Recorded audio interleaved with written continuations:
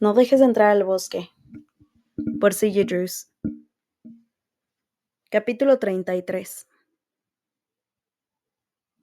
Toda buena historia termina con un hueso de la suerte partido, un beso ensangrentado, el sacrificio de un príncipe. Pero él ya sabía eso.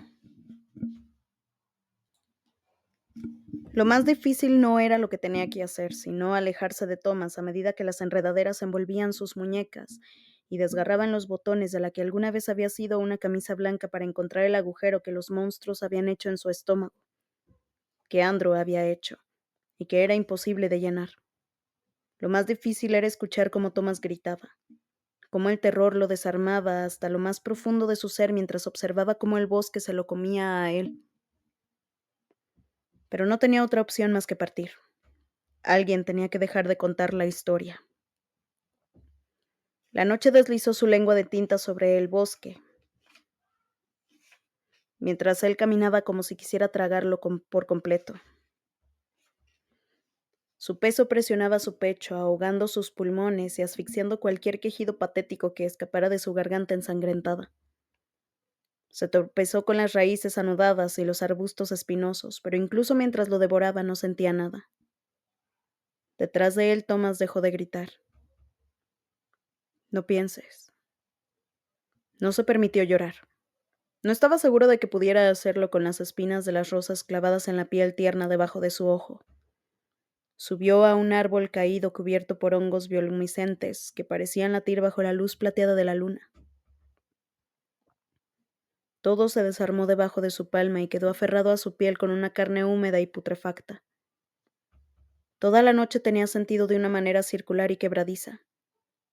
Tomó una bocanada profunda de aire y lo sintió deslizarse húmedo y espeso como la brea por su garganta mientras una extraña calma lo cubría por completo. Se preguntaba si alguien notaría que habían entrado al bosque y no habían salido, y si a alguien le importaría. Después de esto, todo lo extraño e inquietante de la escuela dejaría de existir. Una sombra tembló detrás de un árbol y el mundo pareció cristalizarse a su alrededor. Contuvo la respiración y el aire estaba lo suficientemente frío como para que su aliento formara una nube blanca delante de él. Se detuvo y metió las manos en los bolsillos. Sal, ordenó. El silencio se extendió por un segundo, luego 2. Y entonces Dove salió de detrás de las rosas. Todavía tenía su uniforme de verano, lo último con lo que la había visto, aunque su rostro había empezado a cambiar, como si la necesidad de verse como la Dove pulcra y meticulosa hubiera desaparecido. Algunos parches de musgo crecían sobre su mejilla. Varios zarcillos verdes y suaves brotaban de la comisura de sus labios, y sus ojos castaños habían tomado el color verde vivo y despiadado del bosque. Quítate el rostro de mi hermana. Su voz no vaciló. Ella quería protegerte, dijo el bosque con suavidad. Ella quería que todo siguiera igual, replicó, y no podía ser así. No lo fue. Dejamos que el amor que sentíamos por nosotros nos cortara hasta lo más profundo. No trajiste un bolígrafo. Le tomó toda su fuerza de voluntad no quedarse parado ahí, no llorar. No estoy contando esa clase de historia esta vez. Ahora quítate su rostro. El monstruo retrocedió hacia los árboles, donde la obscuridad envolvió la silueta de su hermana y la desarmó. Observó cómo la criatura crecía, cómo su piel se convertía en corteza y sus dedos se transformaban en ramas desaliñadas a medida que se volvía más y más alto hasta que su forma enorme tapó la luna. Su mandíbula se abrió y mostró sus dientes siniestros y largos, y cuando levantó los pies la tierra se partió y un montón de raíces brotaron del suelo. Ahí, entre la maraña de ramas que eran sus dedos, había un cuaderno con la tapa maltratada lleno de moho. Se quitó la sangre de la boca y le quitó el cuaderno de cuentos siniestros al monstruo. Asintió una vez en forma de agradecimiento.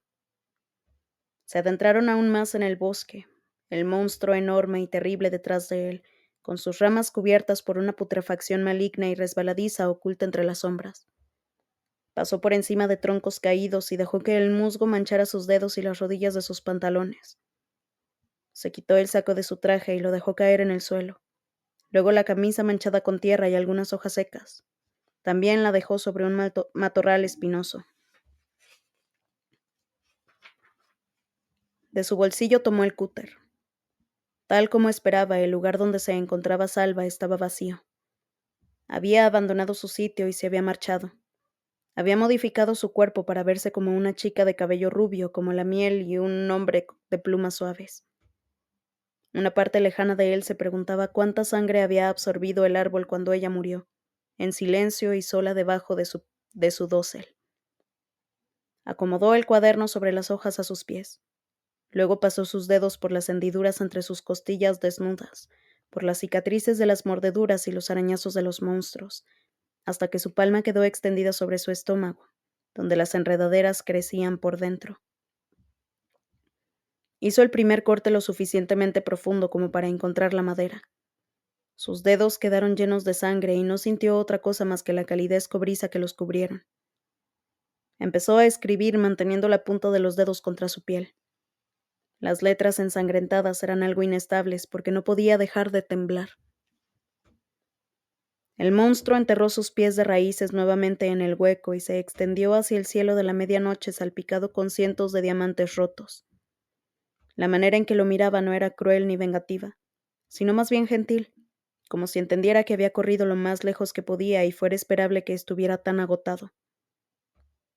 Su voz se había vuelto profunda, melódica y antigua. Tú nos despertaste, ahora sácianos. Un diezmo nunca sería suficiente. Andrew empezó a escribir. Una vez, un príncipe levantó un cuchillo y empezó a abrirse el pecho, dejando al descubierto sus costillas que parecían las raíces de un árbol cubiertas de musgo. Su corazón, una cosa magullada y miserable debajo de estas. Nadie querría un corazón como ese, pero de todos modos se lo arrancó y lo entregó. En lo profundo de su mente creyó haber escuchado a alguien gritar su nombre. El frío se apoderó de sus hombros desnudos y le hizo sentir un escalofrío que descendió por su columna. Le entregó el corazón al chico de octubre con 1001 pecas y el cabello como las hojas del otoño. Pero casi en el mismo instante el corazón empezó a corroerse y el príncipe se convirtió en un monstruo. Deberían enterrarlo, decidió el príncipe, y ver qué crecería en el lugar. Andrew pintó las palabras sobre sus brazos, su pecho, su garganta. Una melaza lenta y confusa empezó a verterse por su mente y era tan difícil mantener los ojos abiertos. A lo lejos alguien estaba corriendo. El aire desgarraba sus pulmones. Un grito casi lo alcanza.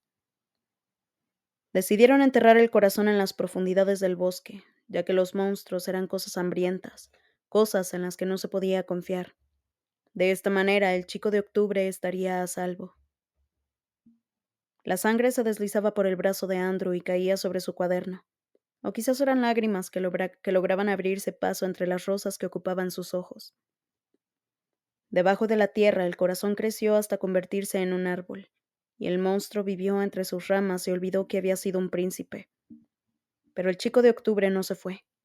Trepó el árbol y besó al monstruo solitario hasta que éste lo devoró por completo. Empezó a remover la tierra húmeda y las hojas podridas, hasta que hizo un pozo poco profundo, lo suficiente como para que cupiera el diario, y quedaba apenas suficiente lugar para un corazón latiente. Exhaló lenta y cuidadosamente y se quedó arrodillado mientras apoyaba la punta del cúter sobre su pecho. Su boca temblaba. El bosque lo observaba en silencio y los monstruos se mantenían alejados como muestra de respeto, aunque el hambre en sus ojos seguía siendo terrible.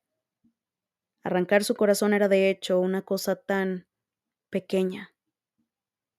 Todo terminará, susurró, después de esto. Pero algo se estrelló contra él. Andrew cayó sobre las hojas con un golpe seco y todo el aire abandonó sus pulmones. Sus dedos se retorcieron con fuerza de un modo protector alrededor del cúter para que no se le cayera de las manos, pero alguien lo tomó de la muñeca y la presionó contra el suelo. Intentó apartarse, pelear con ferocidad hasta conseguir la victoria, pero le quedaba muy poca fuerza. Andrew, espera. Estrelló la cabeza contra el rostro del chico y lo hizo retroceder mientras se llevaba las manos a la nariz y ahogaba un grito. Andrew se puso de pie y el cúter ardía en su mano como si fuera una espada hecha con el diente de un dragón forjada para príncipes que llevaran coronas de rosas.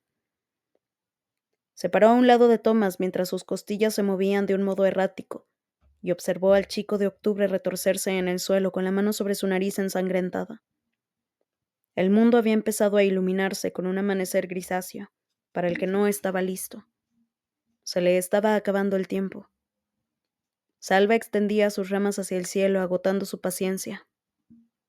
Arranca un corazón y entiérralo en el bosque.